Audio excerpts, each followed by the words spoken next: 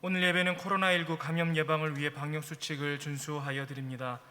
이 시간 하나님께서 각 사람에게 허락하신 구별된 예배의 자리에서 우리가 마음과 뜻과 정성을 다해 예배할 때 하나님께서 기뻐 받으실 줄 믿습니다. 이제 다 함께 일어나셔서 찬송가 6장을 찬송하심으로 오순조로 13번째 주일 예배를 하나님께 드리겠습니다.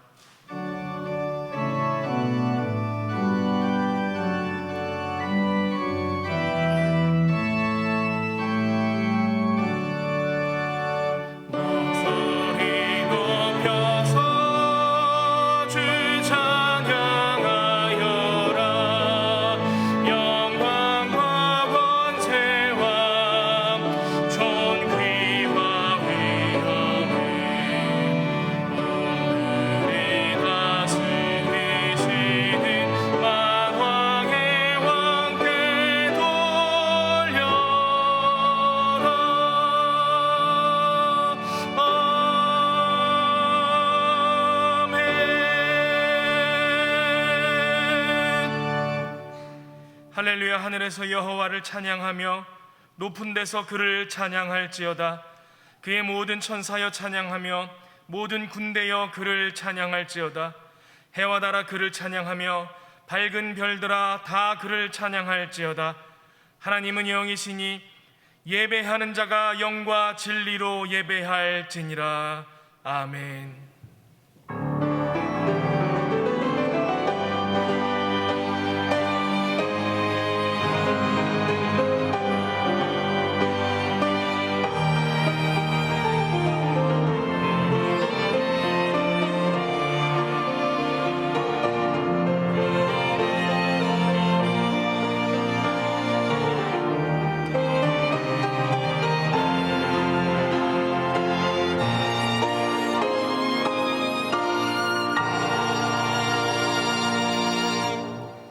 만왕의 왕이 되시는 하나님, 지난 한 주간 크신 권능으로 저희들을 지켜주시고 인도하여 주신 은혜에 감사를 드립니다.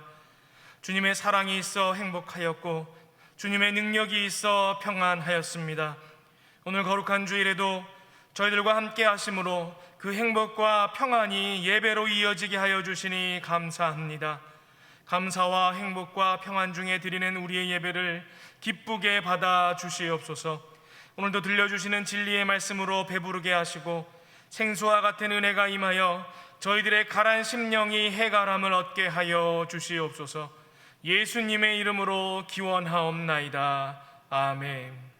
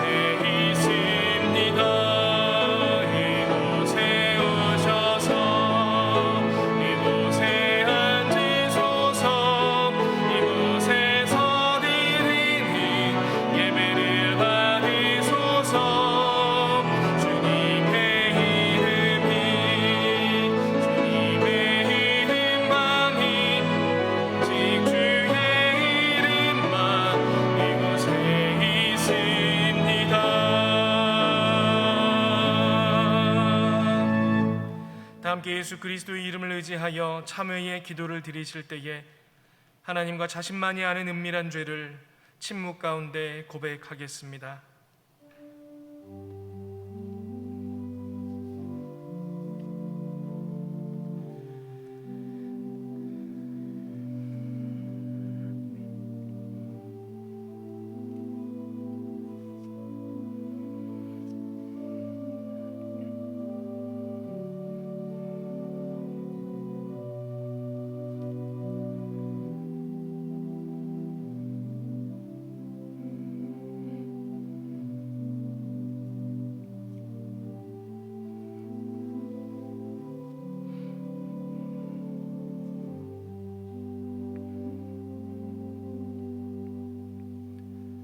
여기 하나님께서 우리에게 주신 용서의 말씀이 있습니다.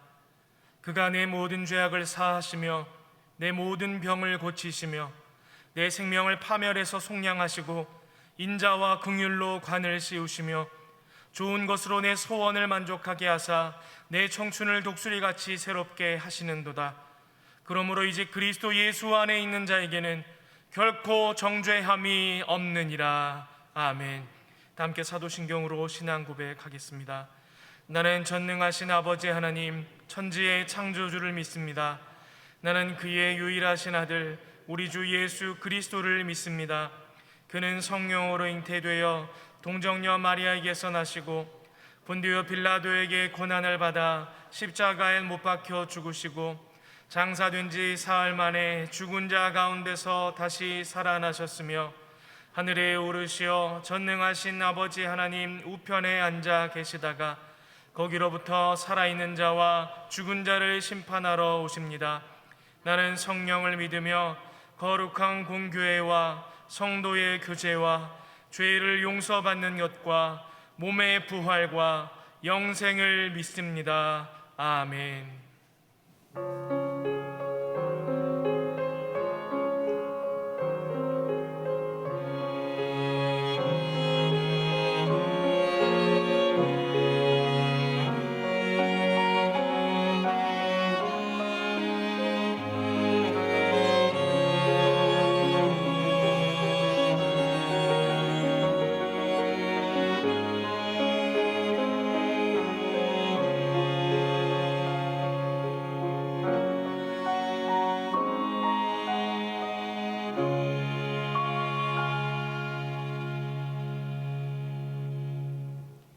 모두 자리에 앉으셔서 다 함께 성시교독 하시겠습니다. 교독문 15번 시편 27편 말씀입니다. 여호와는 나의 빛이요 나의 구원이시니 내가 누구를 두려워하리요.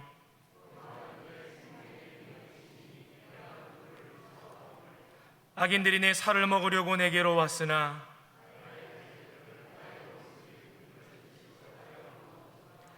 군대가 나를 대적하여 진칠지라도 내 마음이 두렵지 아니하며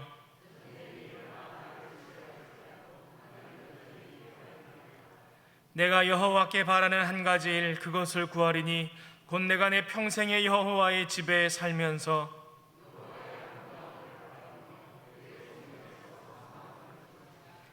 여호와께서 환난 날에 나를 그의 초막 속에 비밀히 지키시고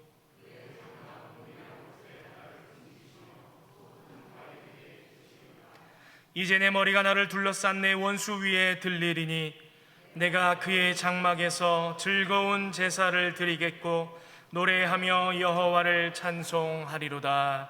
아멘. 다 함께 찬송가 434장을 찬송하겠습니다. 찬송 후에는 조재창 장로님께서 기도 인도하심으로 함께 기도하겠습니다.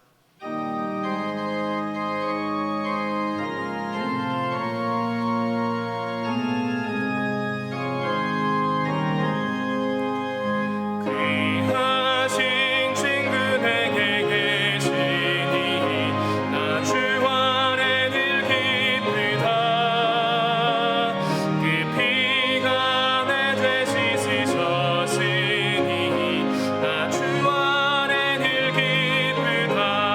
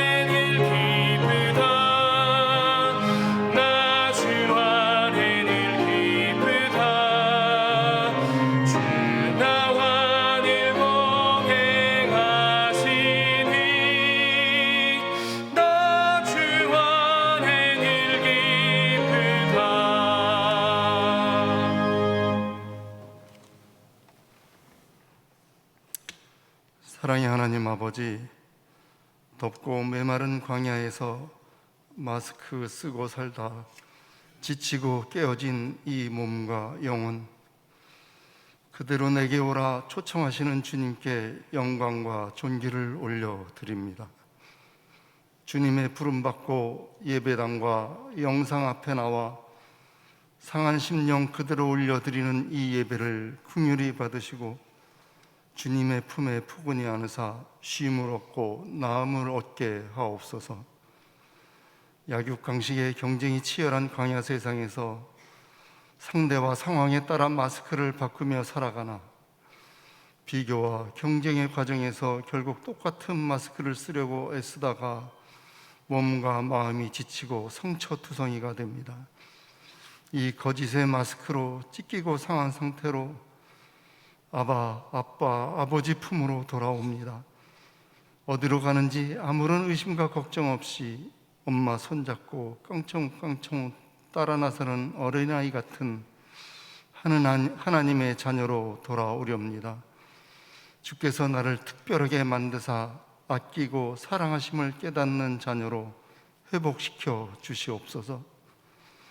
이리와 어린 양, 표범과 어린 염소, 송아지와 어린 사자, 암사와 곰이 함께 먹고 뒹굴며 젖먹는 어린아이가 독사의 구멍에서 청란하는 나라, 강함이 약함을 돕고 약함이 강함과 어우러져 더불어 사는 천국을 우리를 통해 이루시옵소서. 코로나19가 지속되어 온 지구촌이 아픕니다. 특히 가난하고 병들고 소외된 사람들이 소구름을 삼킵니다. 친구니까 한밤중에 찾아가 빵과 재워주길 청하는 무례한 친구와 같이 주님의 자녀니까 떼쓰듯 기도하오니 코로나19에 이리도 약하여 지치고 성천한 우리의 몸과 정서, 영혼을 고치고 싸매어 주시옵소서. 예방 백신과 치료제로 코로나가 감기처럼 토착화되어 대면 예배가 회복되는 날을 엎드려 구하오니 우리를 불쌍히 보시옵소서. 대면 예배와 성도 간 교제가 축제같이 회복되도록 우리 교회가 코로나 토착화를 잘 준비하게 하시옵소서. 하나님과의 관계, 또 성도 간의 관계가 이전보다 더욱 친밀해지도록 성령님이여 지금 오시어 그날을 준비시켜 주시옵소서. 광복절인 지난 주일 아프가니스탄을 점령한 탈레반이 이슬람 샤리아법으로 여성과 서방 협조자에게 만행과 포복을 저지르고 있습니다. 오갈 데 없는 아프간 난민 나그네를 불쌍히 보시옵소서. 군대는 탈레반과 맞서 싸울 의지가 없고 지도자들이 도망가는 아프간을 보다가 문득 핵무력으로 겁박하는 북한과 마주하고 있는 우리를 돌아봅니다. 우리 군대의 사기와 군기, 준비 상태는 어떠한지, 주변 강대국가의 외교는 어떠한지 점검하며 이 땅을 굳건히 지켜낼 힘을 기르게 하시옵소서. 아프간보다 더한 억눌림과 고난의 행군에 버금가는 굶주림으로 고통받는 북녘 동포를 불쌍히 보시고 우리를 이 땅을 복음으로 통일시켜 주시옵소서. 지난 한 주간 휴가를 통한 쉼과 평안으로 담임 목사님의 몸과 마음을 맑히시는 주님께 감사와 영광을 올려드립니다. 코로나로 연약해진 성도를 위해 특히 대면 예배가 회복될 때 모든 성도가 온전히 돌아오기를 기도하며 애쓰는 담임 목사님의 간구를 들으시고 성령님이여 앞장서서 이끌어 주시옵소서. 정월용 목사님을 아신대 총장으로 세우사 귀한 사역을 맡기신 주님, 어려운 때에 주신 사역 넉넉히 감당하도록 지혜와 능력을 더하시옵소서. 정 목사님을 통하여 주시는 믿는 복음과 사는 복음이라는 제목의 말씀을 맛있게 받아 먹겠습니다. 주신 말씀을 광야 속에서 꺼내어 되새김하며 복음으로 주님만 따르며 살게 하옵소서. 예루살렘 찬양대가 늘 한결같이 우리를 도우시는 주님을 드높이 찬양합니다. 목소리 합하여 전심으로 올려드리는 찬양을 기쁘게 받으시고 성령으로 충만하게 임하시옵소서. 우리 주 예수 그리스도의 이름으로 기도하오며 이제는 주님께서 가르쳐 주신 기도로 다 같이 기도하오니 하늘에 계신 우리 아버지, 아버지의 이름을 거룩하게 하시며 아버지의 나라가 오게 하시며 아버지의 뜻이 하늘에서와 같이 땅에서도 이루어지게 하소서. 오늘 우리에게 일용할 양식을 주시고 우리가 우리에게 잘못한 사람을 용서하여 준 것 같이 우리 죄를 용서하여 주시고 우리를 시험에 빠지지 않게 하시고 악에서 구하소서. 나라와 권능과 영광이 영원히 아버지의 것입니다. 아멘.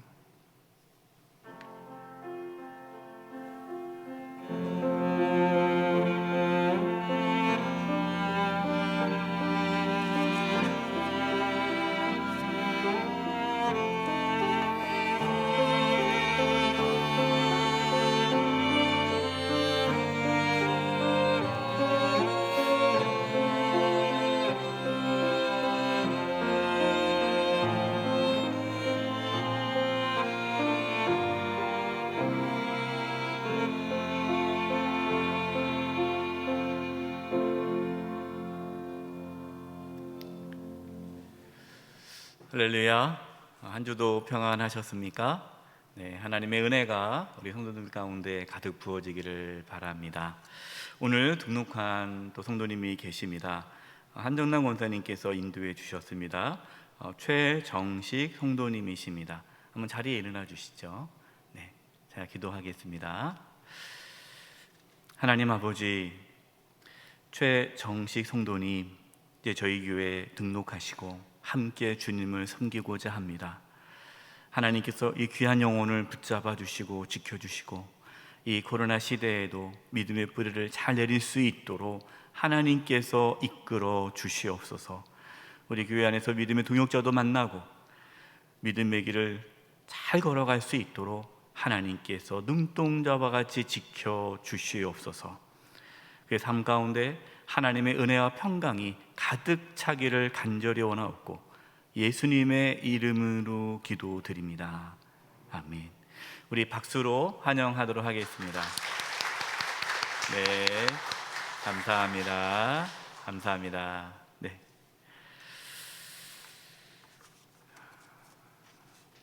코로나 거리두기 4단계가 또 2주간 연기되었습니다.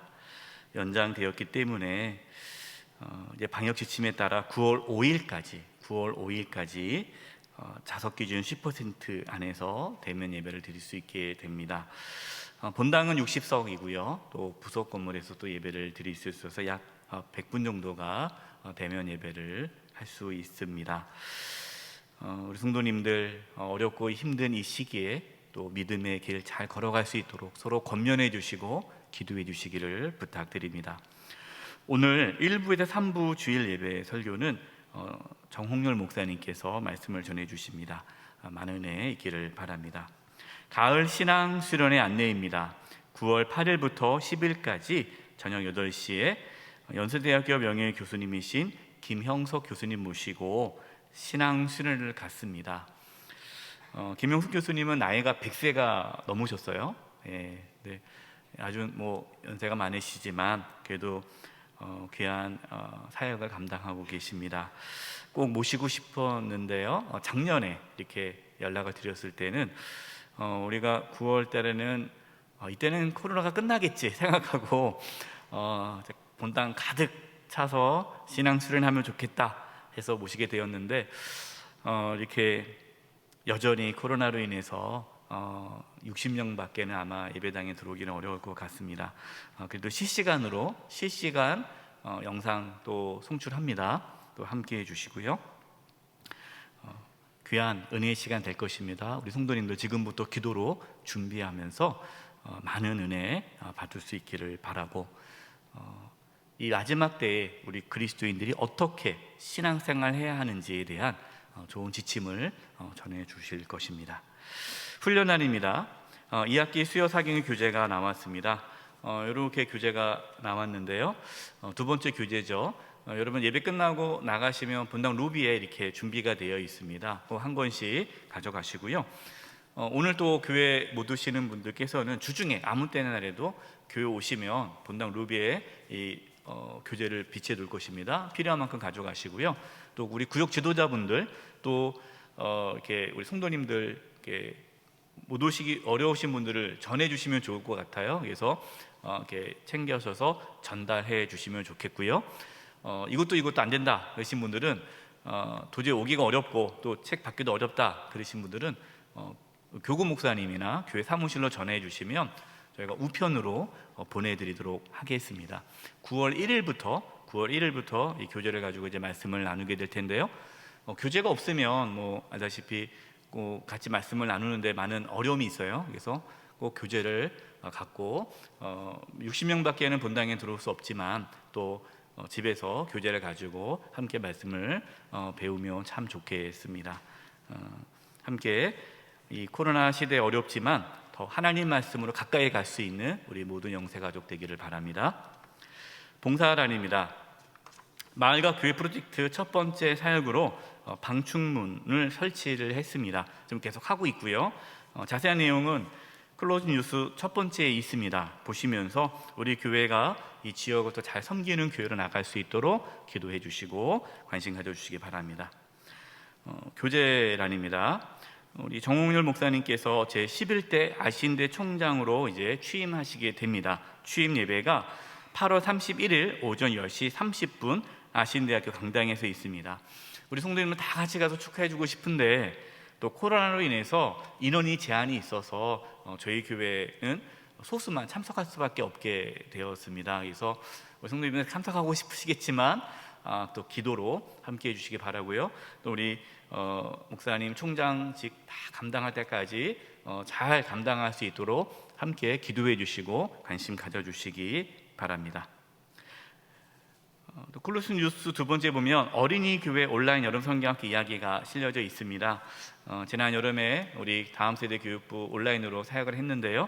보시면서 우리 어린이 교회 사역자들과 선생님들 격려해 주시고 또 우리 다음 세대들이 비록 비대면이지만 또 온라인 가운데 또 신앙생활을 잘 또 감당하고 있는데 격려해 주시고 기도해 주시기를 부탁드립니다.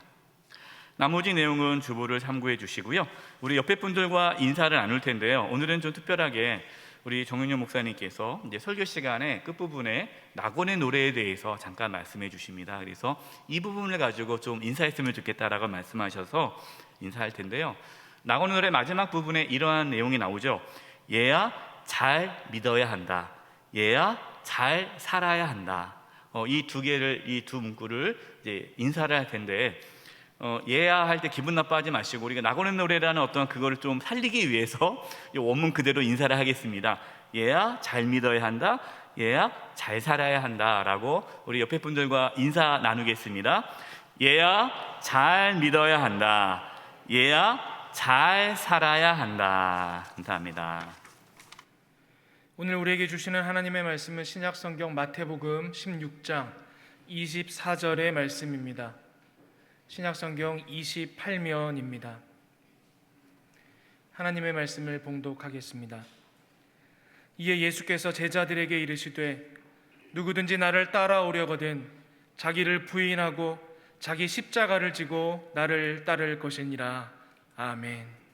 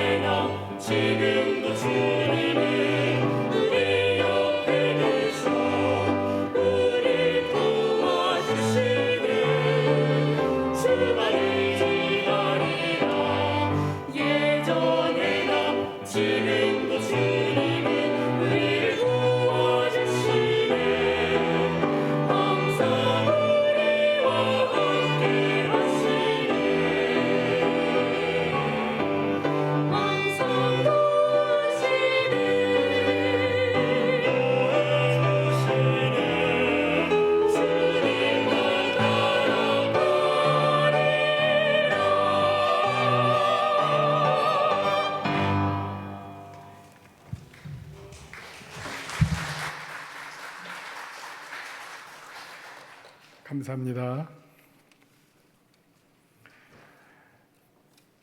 제가 3부 예배를 거의 1년 반 코로나 시작하면서 쭉 1부 예배를 드리다가요, 아까 2부 예배 드리고 또 3부 예배 드리니까 정말 반가운 얼굴들을 이렇게 오랜만에 만나 뵙게 돼서 너무나 감격스럽고, 아까 제가 2부 시작할 때는 내려가서 다 이렇게 안아주고 싶은 마음이 들더라고요. 반갑습니다 하고. 이렇게 또 어려운 때 건강하게 잘 건강을 지키시고 또 안정하셔서 참 감사드립니다. 오늘의 말씀은요, 복음의 두 가지 측면, 믿는 복음과 사는 복음에 대해서 여러분과 함께 하나님의 말씀을 나누려고 합니다. 예수님께서 그 광야에서 시험을 받고 난 다음에 시험을 이기시고 비로소 예수님의 공생애가 시작이 되고요, 그 예수님의 공생애는 이 하나님 나라에 대한 선포로부터 시작이 됩니다.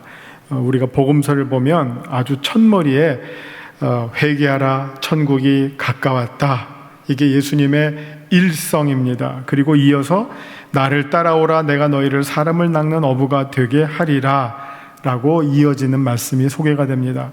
저는 이 부분을 볼 때마다 마치 예수님의 데뷔곡을 대하는 느낌이고요. 데뷔곡 아시죠? 이제 가수로서 첫 출발하는 알리는 곡, 데뷔곡에서 1절이 회개하라, 천국이 가까웠다. 그러니까 가사 첫 줄 하면 회개하라 이렇게 나오겠죠. 그리고 2절이 내가 너희를 사람을 낚는 어부가 되게 하리라. 이런 어떤 그 느낌을 가지고 제 나름대로 이 첫 부분을 정리합니다. 근데 이 말씀을요, 마가복음으로 보면 조금 더 상세하게 소개하고 있습니다. 마가복음 1장 14절에서 때가 찼고 하나님 나라가 가까웠으니 회개하고 복음을 믿으라. 복음을 믿으라라는 말이 여기 처음에 나옵니다. 그리고 이어서 그 다음 절에 나를 따라오라, 내가 너희로 사람을 낚는 어부가 되게 하리라 하시니 그들이 곧 그물을 버려두고 따르니라 라고 이 첫 장면을 소개합니다. 여기에서 바로 우리가 믿어야 하는 하나님 나라의 말씀이 있고 또 우리가 따라야 하는 주님의 말씀이 있습니다. 이를 믿어야 하는 복음, 그리고 살아야 하는 복음이라고 표현할 수 있습니다. 앞으로 전개될 예수님의 말씀 사역은 예수님의 이 복음 선포의 사역이 쭉 이어지는데, 그 복음 선포를 두 가지로 만약 우리가 정리를 한다면 복음을 믿으라라고 하는 선포와 복음을 살라라고 하는 가르침, 선포와 가르침, 복음을 믿으라라고 하는 선포, 그리고 복음대로 살아라라고 하는 가르침으로 예수님의 이 선포 사역이 구성이 되어 있는 것을 보게 됩니다. 우리가 성경을 읽다 보면요, 우리가 무심코 읽었던 본문 가운데 바로 복음을 믿는 것과 복음을 사는 것이 이렇게 아주 잘 조화롭게 풀세트로 등장하는 이 본문이 많이 있습니다. 누가복음 5장을 보시면 게네사렛 호숫가에서 밤새도록 고기를 잡던 시몬 베드로에게 찾아오신 예수님의 장면이 등장합니다. 예수님께서 밤새 한 마리도 고기를 잡지 못한 시몬에게 다가와서 말씀을 하십니다. 이르시되 깊은 데로 가서 그물을 내려 고기를 잡으라. 그때 시몬이 대답하여 이르되 선생님, 우리들이 밤이 새도록 수고하였으되 잡은 것이 없지만 말씀에 의지하여 내가 그물을 내리리다 하고, 그렇게 하니 고기를 잡은 것이 심이 많아 그물이 찢어지는지라. 이게 하나의 이제 상황을 설명하고 있는데요, 이 본문을 보시면 예수님과 시몬 사이의 이 관계는 말씀하시는 예수님, 그리고 그 말씀을 듣고 믿고 따르는 시몬, 이렇게 딱 관계가 설정이 됩니다. 시몬은 여기서 자기가 들은 바대로 그리고 믿은 바대로 그대로 그물을 던지면서 실천을 하게 되는 것을 보고요, 그 결과로 많은 고기를 잡게 되었다는 것을 보고해주고 있습니다. 여러분, 만약 시몬이 깊은 데로 가서 그물을 던지라, 시몬이 믿었어요. 진짜로 믿었어요. 근데 그물을 안 던졌어요. 믿었는데 그물을 안 던졌어요. 그럼 이게 무슨 소용이 있겠습니까? 지금 이 상황이 고기를 잡을 수 없었겠죠.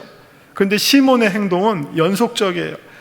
깊은 데로 가서 그물을 던지라 믿었어요. 그리고 그물을 실제로 던졌어요. 그러니까 사실 이 믿음이라고 하는 행동에는 반드시 그 믿음에 근거한 행동이 뒤따라야지 이게 온전한 믿음이 된다고 하는 것을 가르쳐주고 있습니다. 자, 제가 한 구 더 보겠습니다. 예수님의 첫 기적을 베푸셨던 가나의 혼인잔치입니다. 요한복음 2장에 나오는 상황입니다. 근데 이 가나의 혼인잔치에는 아주 그 멋있는 이 기독교의 어떤 그 스토리가 담겨 있어요. 그 영국의 3대 낭만주의 시인 가운데 한 사람인 바이런이라고 하는 사람이 있습니다. 저기 한번 보세요. 얼마나 준수하죠? 바이런인데 저분이 19세기 말에 영국의 옥스퍼드 대학을 다녔어요. 뭐 영국 하면 옥스퍼드, 캠브리지잖아요. 옥스퍼드 대학을 다니고 있을 때 어떤 시험을 보는 시간이었는데 그 시험 문제가 이런 거였대요. 예수님의 첫 기적인 물로 포도주를 바꾸는 이 기적에 대해서 여러분의 그 소감을 쓰십시오 하는 그런 시험 문제였다고 합니다. 아마 요즘 같은 상황에서는 뭐 대학에서 이런 거 신학대학이 아닌 다음에 대학에서 이런 문제 냈다가는 아마 교수가 지탄받고 아마 쫓겨날 것 같고요. 뭐 중고등학교에서 이런 문제 내면 그냥 애들이 뻥이야 하고 답변하고 그냥 다 정말 뭐 개그로 끝나버릴 상황이지만 당시만 해도 이 기독교 신앙이 모든 사람들 그리고 또 가장 지성인들 사이에서도 기독교 신앙이 다 기본적으로 받아들여지고 있는 상황이었기 때문에 이 문제가 출제가 되었죠. 그래서 이제 많은 학생들이 막 끙끙대면서 뭐 열심히 답안지를 쓰고 있는데 이 바이런은 몸도 하나 움직이지 않고 그냥 가만히 앉아 있더래요. 시험 끝날 때까지. 그리고는 저 마지막 순간에 딱 한 줄 딱 쓰고 나가더래요. 그러니까 되게 시험 감독하는 사람이 이렇게 보면서 누가 어떻게 답 쓰나 이렇게 상태를 보는데 이상하잖아요. 답을 안 쓰고 있다가 마지막에 한 줄 쭉 끄적이고 나가니까 좀 건방진 느낌을 받게 됐어요. 그래서 저놈이 뭐라고 썼나 하고 딱 봤다가 답안지를 보는 순간 정말 이제 서프라이즈죠. 그래서 정말 깜짝 놀랐는데 그 명답이 여기 나옵니다. 한번 보시죠. 물이 주님을 만나니 얼굴이 붉어지더라. 우리 여기 시인이 계세요. 우리 김영걸 집사님. 저 표현이 얼마나 시적이고 그러면서 신앙적이에요. 물이 주인을 만나니 얼굴이 붉어지더라. 이 물이 포도주로 변한 사건을 주님을 만났더니 이렇게 변화가 되었다. 사실 성경의 수많은 얘기가 죄인이 주님을 만나서 의인이 되는 사건이잖아요. 세리 삭개오가 주님을 만나서 변화된 사람으로 나오는 것이고 수많은 병자와 버려졌던 사람들이 주님을 만나서 하나님의 자녀로 거듭나는 사건이 성경의 이 구원 스토리에 어떻게 보면 모든 것을 소개해주고 있는데 여기에서도 물이 주님을 만났더니 얼굴이 붉어졌더라. 이 아주 정말 우리가 주님을 만났을 때 이 붉어짐은 정말 설레임과 감격과 감동을 표현하는 그런 말인데 물도 주님을 만났더니 포도주로 변화됐다 이렇게 너무 멋있는 표현을 썼더라는 겁니다. 이게 아주 역사에 남는 명답이라고 합니다. 자, 그 가나의 혼인잔치를 우리가 읽으면요, 이 요한복음 2장 이 장면은 마치 어떤 그 상황극을 보는 그 세팅입니다. 그래서 등장인물을 한번 꼽아보세요. 예수님이 나오시죠. 그 다음에 마리아의 역할이 있어요. 아주 중요한 조력자입니다. 조력자. 그러니까 마리아가 하는 역할은 막 이렇게 우리 교회 이제 뭐 권사님들 하는 것처럼 이렇게 교회를 살살 돌아다니면서 뭔가 문제를 찾은 거예요. 뭐 허점, 술이 떨어졌구나 하는 거를 마리아가 발견했어요. 그러더니 그 문제를 마리아는 예수님께 갖고 왔어요. 술이 떨어졌습니다. 그러니까 그 문제를 들으신 예수님은 거기다가 처음에는 약간 이러시지만 그러나 어쨌든 문제를 해결하시잖아요. 하인들로 하여금 그 항아리에 물을 붓도록 하십시오. 그리고 그 얘기를 들은 마리아는 하인들에게 전했고 하인들은 또 그대로 실행을 했어요. 그랬더니 물이 포도주로 가득 변화돼서 퍼다 주니까 연회장이 보고 놀라고 즐거워했다는 이 축제의 장면, 이게 이제 그 당시의 상황이니까 아마 여러분들은 아마 그러면 나는 누굴까? 여기서 주님만 빼놓고 다 대입하시면 돼요. 여러분이 자기를 주님으로 대입하시는 순간 교주가 되고 이단이 되는 거고요. 마리아도 좋고요. 하인도 좋고요. 연회장도 좋아요. 여러분의 역할이 그 장면에 들어가서 이 장면에서는 나의 역할은 어떤 것일까? 지금 우리 교회 안에서의 나의 역할은 어떤 것인가? 이렇게 대입해 보시면서 읽으시면 아주 은혜가 되고요. 참 도전이 됩니다. 자, 그 장면에서도 예수님이 이렇게 말씀하십니다. 요한복음 2장 5절 너희에게 무슨 말씀을 하시든 예수님이 하는 게 아니라 마리아가 한대. 너희에게 무슨 말씀을 하시든지 그대로 하라 라고 마리아가 하인에게 전했죠. 그리고 예수님은 그들에게 이르시되 항아리에 물을 채우라 라고 했더니 그들은 아기까지 채웠다. 이거는 정말 전적인 순종이죠. 순종하는 척한 게 아니죠. 척했으면 아마 반만 채웠을 거예요. 그리고 했어 뭐 이럴 텐데 아기까지 채웠다고 하는 것은 철저한 순종을 100% 신뢰했다는 것을 나타내는 것이죠. 그리고 이제는 떠서 연회장에게 갖다 주라 하심에 갖다 주었더니 연회장은 물로 된 포도주를 맛보고 놀라워했더라. 제가 줄이겠습니다. 놀라워했더라. 자, 여러분 이 상황 속에서 하인들은 첫째 주님의 말씀을 믿었어요. 이게 이래서 돼? 뭐 시킬 걸 시켜야지. 좀 포도주를 달라고 하는데 왜 물을 채워? 하지 않았어요. 그대로 따랐어요. 그 다음에 말씀을 믿고 그대로 따르라는 것을 그대로 채우고 그리고 갖다 주는 것까지 일관되게 실천했다고 하는 것을 보게 됩니다. 믿고요. 믿은 바대로 실행했던 그 하인들의 믿음, 그것을 우리가 보게 됩니다. 그 결과 정말 물이 포도주로 바뀌는 정말 놀라운 역사가 일어났다는 것입니다. 그러나 우리가 주님의 말씀이 선포될 때 언제나 이렇게 풀세트로 등장하는 것만은 아닙니다. 어떨 때는요, 어떤 원포인트 메시지도 있어요. 한 점만 강조하는데 그때는 주로 믿으라라고 하는 점이 강조가 됩니다. 여러분 잘 아시는 정말 복음의 복음이라고 하는 요한복음 3장 16절. 이 16절서부터 18절을 보시면 하나님이 세상을 이처럼 사랑하사 독생자를 주셨으니 이는 그를 믿는 자마다 멸망하지 않고 영생을 얻게 하려 하심이라. 하나님이 그 아들을 세상에 보내신 것은 세상을 심판하려 하심이 아니라 구원을 받게 하려 하심이라. 그를 믿는 자는 심판을 받지 아니하는 것이요. 계속 믿는 것, 아들을 믿는 것. 여기서 믿음이라고 하는 것은 어떻게 보면 아멘 하면 되는 거예요. 여기서 무슨 논문을 쓸 일이 아니고요. 엄청난 일을 해야지만 된다 하는 거 아닙니다. 그 조건은 믿으십니까? 아멘. 그거예요. 아주 간단하게 이 복음의 첫 단계를 소개해 주고 있습니다. 복음을 수용하는 그 마음의 태도, 내 마음이 예 하면 된다. 이렇게 복음을 아주 간단하게 복음을 영접하는 것을 단순하게 설명해 주고 있습니다. 또 사도 바울은 로마서 10장에서 내가 만일 내 입으로 예수를 주로 시인하며 또 하나님께서 그를 죽은 자 가운데서 살리신 것을 내 마음에 믿으면 구원을 받으리라. 여기서도 입으로 시인하고 마음으로 믿으면 구원을 받을 수 있는 충분한 이유가 된다는 것을 설명해 주고 있습니다. 자, 이런 본문들이 특별히 한국교회 안에서 많이 강조가 됐어요. 강조된 이유가 있는데요.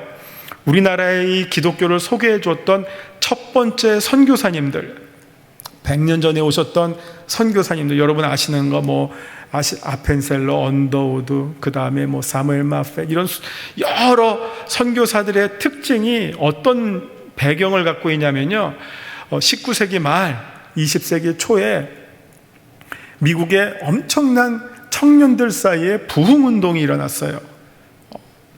수많은 대학생들이 전도 집회, 노방 이 대부흥 집회에서 예수님을 영접하고 그냥 공부하다가 그냥 어떻게 보면 죄송해요, 때려치고 선교사로 헌신하는 거예요. 그 다음에 그것도 어디로 하느냐, 인도, 미국에서 인도를 한번 금을 그어 보세요. 얼마나 먼지. 태평양 건너고 인도양을 건너야지 인도까지 가는 거예요. 근데 인도로 가려고 하다가 실수해서 우리나라 온 선교사들이 많아요. 그러니까 마음은 인도예요. 그만큼 멀리 뜨거웠어요. 그런데 오다 보니까 아주 숨겨져 있는 보석과 같은 땅이 있는데 여기가 있었네 해서 발견해서 한국을 찾아온 선교사들이 많아요. 그러니까 그분들은 뜨거웠고, 그 다음에 어떻게 해서든지 내가 이 구령을 해야 되겠다, 복음을 전해야 되겠다. 이게 복음의 이제 선교의 첫 단계잖아요. 그러니까 그분들이 주로 전했던 메시지는 예수 믿고 구원받자예요. 뭐 거기서 계속 장기 플랜을 할 틈이 그때는 없었어요. 예수 믿고 구원받자. 그러다가 또 한국 교회가 언제 부흥합니까? 70년대, 80년대 아주 급속도로 부흥하는데, 그 부흥했을 때 아주 중요한 이 토대가 뭐냐? 수많은 대학교에 있었던 선교단체들이에요. CCC, 내비게이터, UBF, IBF, 소위 파라처치라고 하는데, 이런데 또 청년들이 막 뜨거워져가지고 전도했던 이 전도의 열풍이 불었고요. 그때 CCC에서 했던 사형리라든지 수많은 이 전도 프로그램들이 다 어떻게 보면 정말 기승전결을 압축해가지고요, 예수 믿게 하고 복음을 소개하고 그 다음에 그 앉은 자리에서 영접기도까지 끝내는 이런 아주 속성 프로그램이 집중적으로 실시됐어요. 그러다 보니까 한국 교회 안에 예수 믿는 것이, 우리나라가 가뜩이나 빨리빨리 하고 성질이 급하잖아요. 그러니까 예수 믿는 것도 아주 빨리빨리 해결해 버렸어요. 복음을 듣고 그 순간 막 기도시키면 따라하고 그 다음에 아멘 하면서 형제님 자매님 이제 구원받았습니다. 이런 식으로 정말 속성 전도 프로그램이 활성화되면서 한국 교회 안에는 예수 믿는 것은 아멘 하면 되는 것이고 복음을 받아들이기만 하면 되는 것이고 너무 간단한 거야. 그러다 보니까 이게 한국 교회 안에 중요한 신앙의 어떤 문화를 형성해 버리게 되었고요. 장기적인 이야기, 아까 제가 말씀드린 것처럼 복음을 믿는 것뿐만 아니라 우리가 평생 복음을 살아야 하는 일들, 예수님을 따라가야 하는 일들, 이런 부분에 대해서는 우리가 소홀히 하고 강조하지 않은 면이 분명히 우리 한국 교회 안에 있다고 하는 것입니다. 우리가 오늘 아주 코로나 이런 어려운 상황을 맞이하고 있는데요, 로마서 5장 3절부터 4절을 보면 바울이 이런 말씀을 합니다. 우리가 환난 중에도 즐거워하나니 이는 환난은 인내를, 인내는 연단은 소망을 이루는 줄 압니다. 이게 아주 중요한 신앙생활의 그 네 꼭지가 나옵니다. 우리가 살면서 수많은 환난을 겪죠. 근데 환난 가운데 우리가 연단을 당합니다. 근데 연단을 통해서 우리가 인내를 배우고요, 인내 가운데 소망하는 법을 배우게 됩니다. 이게 어떻게 보면 성도의 삶인데, 예수 믿고 복음만 믿는 거, 그리고 그냥 천국 가는 걸로만 생각하면요, 이런 환난과 연단과 인내와 소망이라고 하는 정말 어떻게 보면 값비싼 대가를 치르면서 신앙의 싸움을 싸워야 하는 이런 어떤 절차에 대한 훈련이 되어 있지를 않아서 쉽게 무너지고 포기하는 신앙으로 낮아질 수가 있다는 것입니다. 여기서 특별히 환난이라고 하는 말은 그 타작할 때 이 탈곡기가 돌아가는 거예요. 그러면서 알곡과 쭉정이가 나뉘어지는데, 알곡과 쭉정이가 나뉘어지는 때가 언제냐? 환난 때라고 하는 것입니다. 잘 나갈 때는요, 이게 분별이 안 돼요. 그러나 환난을 당하면 누가 참신앙을 갖고 있는지, 누가 거짓신앙을 갖고 있는지, 누가 껍데기만 믿는지, 누가 진짜로 믿는지를 분별하게 된다는 것입니다. 제가 아까 제 속마음을 말씀드리면 여기 딱 보고 되게 반가웠는데요, 한편으로는 조금 안 좋은 마음도 들었어요. 뭐가 안 좋았느냐? 모르는 사람이 별로 안 보여요. 다 아시는 분만 보여요. 그러니까 당연히 있어야 할 분들만 있어요. 무슨 뜻인지 아시겠어요? 근데 만약 모르는 사람이 많다, 그러면 저는 처음에는 낯설었지만 더 좋았을 거예요, 실제로는.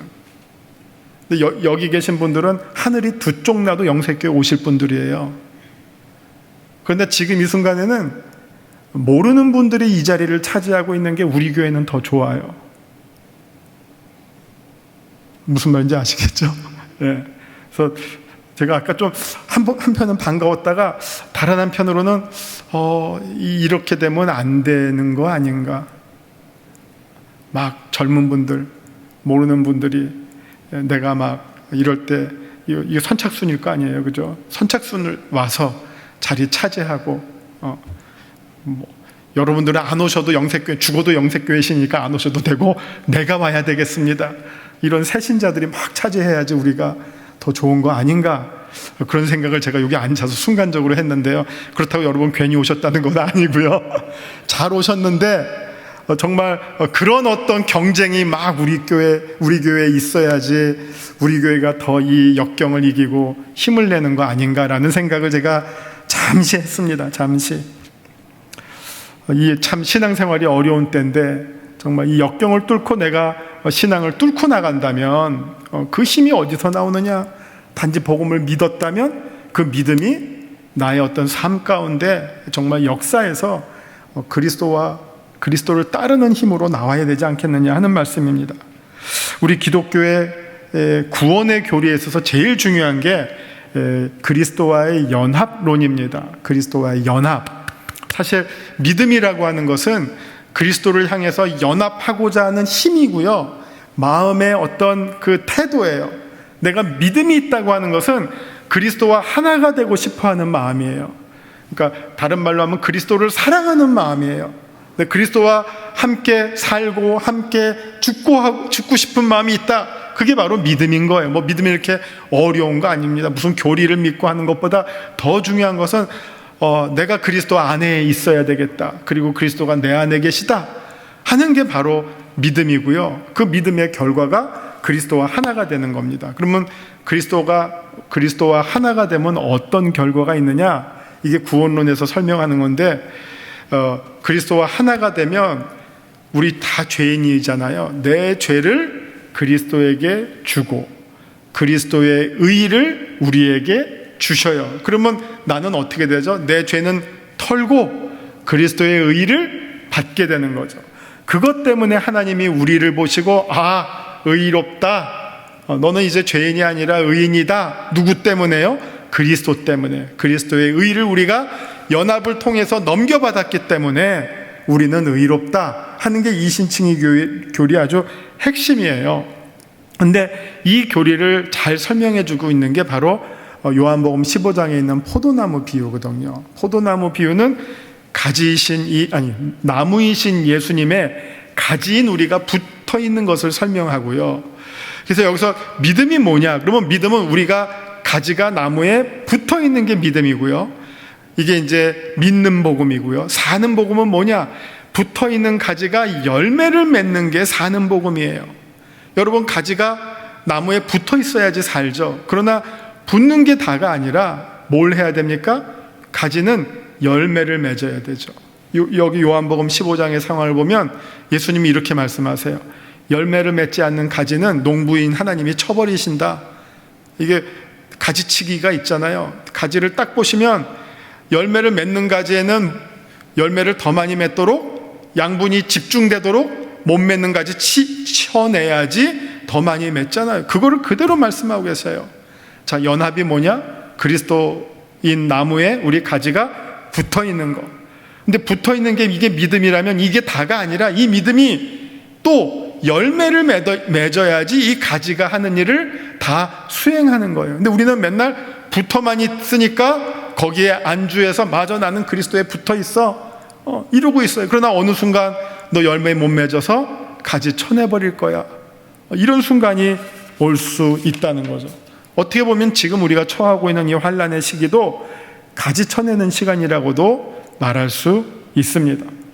참신앙인 신자가 누구냐 구분이 되죠. 또 참 선교사가 누구냐도 역시 지금 구분이 돼요. 선교지에서도 지금 난리 났어요. 선교하기가 너무 힘들어요.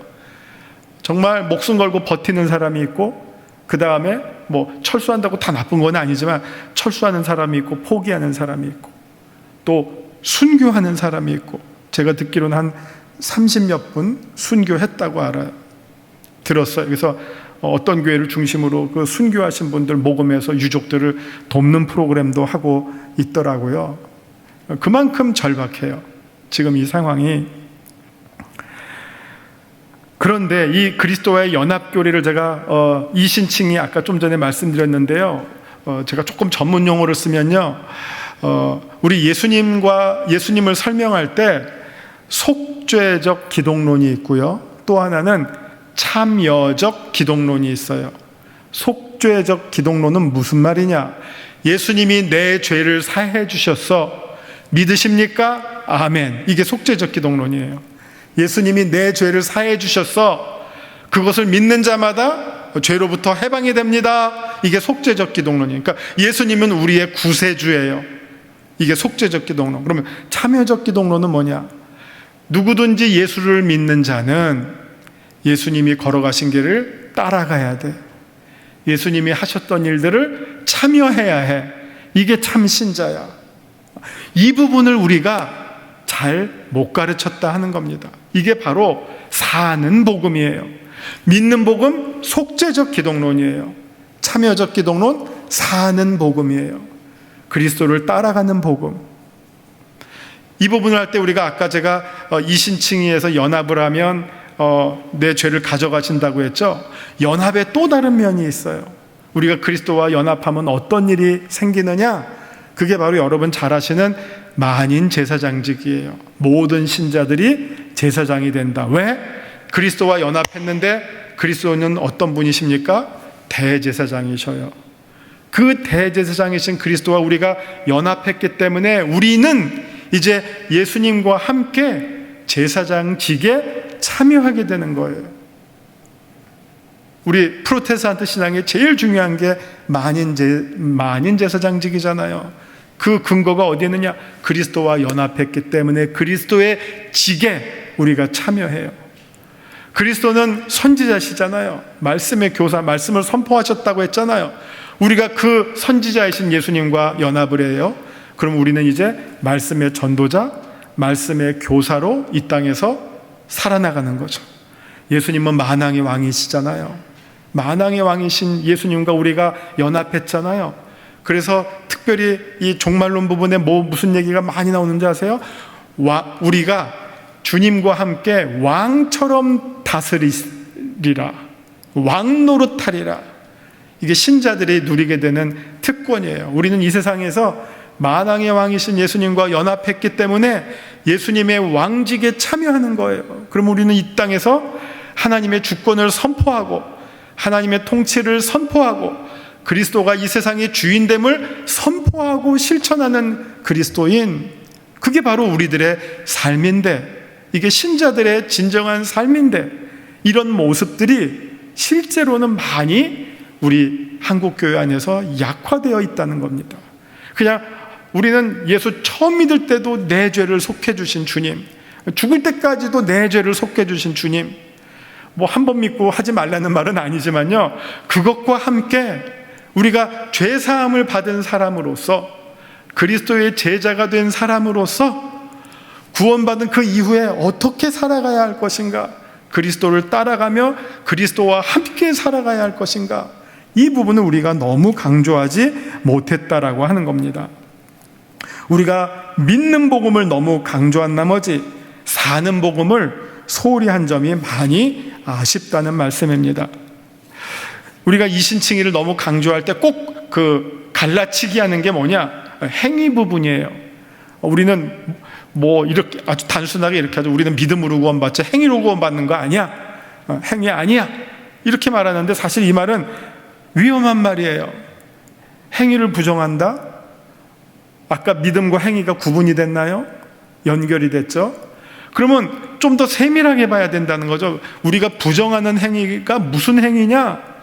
그 행위는 바리새인들이 했던 것처럼 자기의 공로를 드러내는 행위, 자기의 의의를 나타내고자 하는 행위는 우리는 마땅히 부정을 해야 되지만, 하나님의 영광을 높이는 행위, 그리스도를 따라가는 행위, 그리스도의 이름을 높여드리는 행위, 이건 우리가 마땅히 해야 되는데 행위를 부정한다고 하면서 우리는 모든 행위를 다 부정해버렸어요.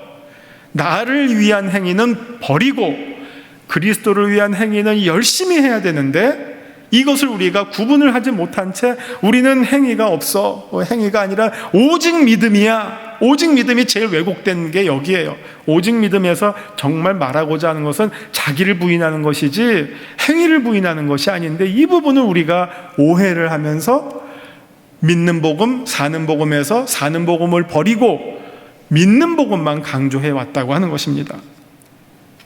제가 여기까지 이제 설교를 하고서 이제 설교할 거를 막 묵상하다가 낙원의 노래가 갑자기 딱 떠올랐어요.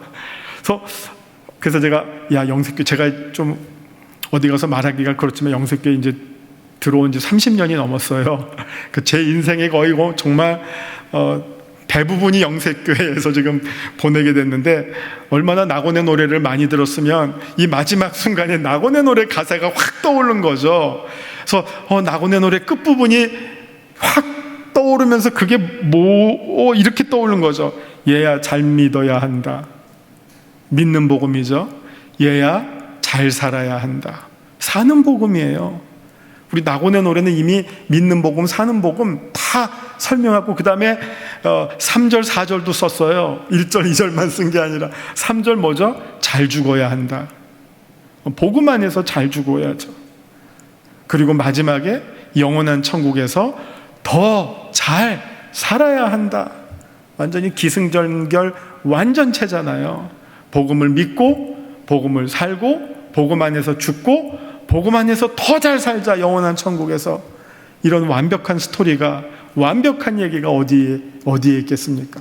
그래서 정말 제가 오늘 여러분에게 말씀을 전했지만 그 말씀은 이 마지막 4마디로 다 완결이 됩니다. 우리 영색교회 성도님 여러분들, 우리 열심히 믿고, 잘 살고, 잘 죽고, 영원한 천국에서 더 함께 잘 사는 성도님들 되시기를 주님의 이름으로 축원합니다. 기도하시겠습니다. 주님, 이렇게 또 반갑게 주님의 성도들을 만났습니다. 또 우리가 한 지체로서 우리의 몸된 그리스도를 더 열심히 붙어있게 하시고, 또 각각의 지체로서 우리에게 맡겨진 열매를 맺는 우리들 모두 되게 하여 주시옵소서. 이 땅에서 더 잘 믿고, 잘 살고, 잘 죽고, 영원한 천국에서 더 잘 사는 소망을 품고 오늘의 이 환난을 잘 이겨낼 수 있도록 주님 저희를 연단시켜 주시고 소망을 품게 하여 주시옵소서. 예수님 이름으로 기도합니다. 아멘. 다 함께 찬송가 325장을 찬송하시겠습니다. 4절 찬송하실 때에 하나님께 봉헌하시겠습니다.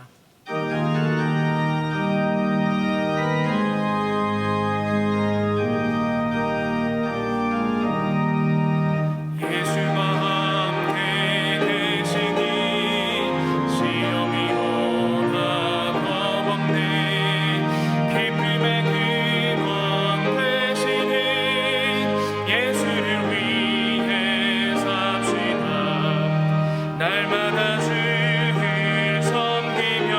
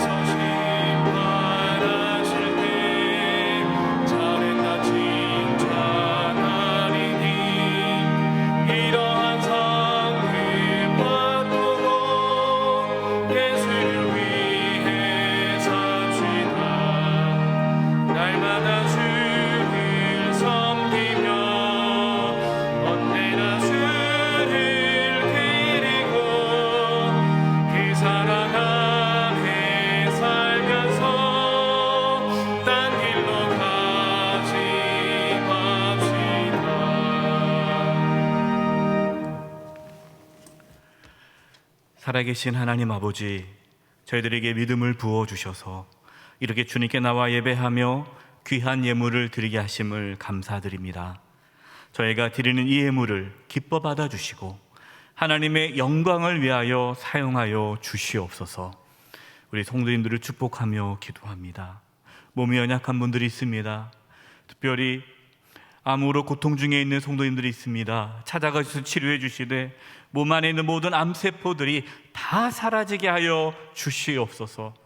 연약한 몸의 기관들이 다 정상이 되도록 깨끗이 치료하여 주시옵소서. 우리 성도님들의 직장과 사업장과 하는 모든 일들 가운데 함께해 주시고 하나님께서 역사해 주셔서 이 땅에 살아가면서 어려움이 없게 해주시고 부족함이 없게 해주시고 필요한 모든 것들을 공급하여 주시옵소서. 하나님, 코로나가 여전히 확산되어지고 있습니다. 저희 성도님들 눈동자와 지켜주시고 보호해 주시고 또 백신 접종 중에 있습니다. 부작용이 일어나지 않도록 도와주시옵소서. 이 환난의 때에 인생의 여러 가지 어려움과 고난 가운데서도 믿음의 길을 잘 걸어갈 수 있도록 성령의 충만함을 허락해 주시고 오늘 말씀처럼 믿고 살아가는 은혜가 있게 하여 주시옵소서. 대한민국을 지켜주시고 보호해 주시고 하루속히 이 땅을 회복시켜 주셔서 우리 성도님들 마음껏 예배당에 나와 함께 예배할 수 있는 날이 속히 오도록 인도하여 주시옵소서. 이 대한민국 가운데 하나님의 나라가 온전히 세워지게 하여 주시옵소서. 한 주간의 삶을 살아갑니다. 우리 성도님들 한 영혼 한 영혼 지켜주시고 악한 사탄 마귀가 틈타지 않도록 지켜 보호하여 주시옵소서. 한 주간의 삶을 주님께 의탁드리옵고 예수님의 이름으로 기도드립니다. 아멘.